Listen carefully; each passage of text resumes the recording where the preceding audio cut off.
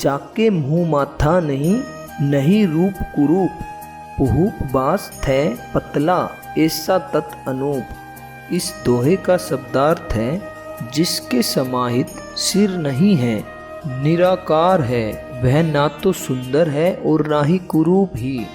जैसे फूलों में खुशबू है, उनका अनुपम तत्व। ईश्वर के स्वरूप के संदर्भ में कबीर जी ने बताया है कि जिसके कोई मुंह नहीं है, कोई माथा नहीं है, वह तो निर्गुण और निराकार है। उसे ना तो सुंदर कहा जा सकता है और ना ही कुरूप। वह फूलों की खुशबू की भांति है, जिसे ना तो छुआ जा सकता है और ना ही देखा जा सकता है, लेकिन उसके अस्तित्व को महसूस किया जा सकता है, उसके होने का पता लगाया जा सकता है। ऐसा है निर्गुण परम ब्रह्म।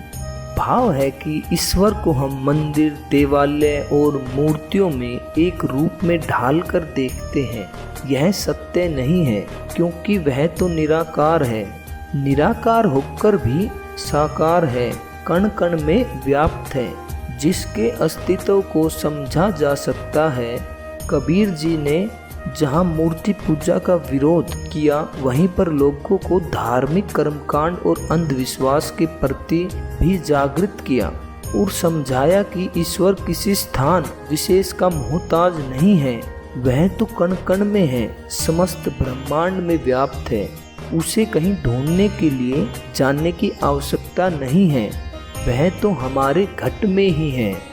वस्तुतः मानवता को अपनाकर और सही मार्ग पर चलकर हम सत्य के प्रकाश में उसे महसूस कर सकते हैं।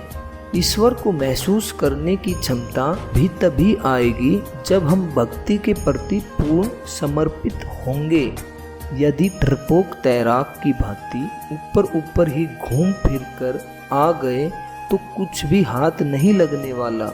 इसके लिए अंदर तक गोता लगाने की आवश्यकता है। इस दोहे के माध्यम से कबीर जी ने निर्गुण और निराकार पूर्ण ब्रह्म के विषय में संदेश दिया है।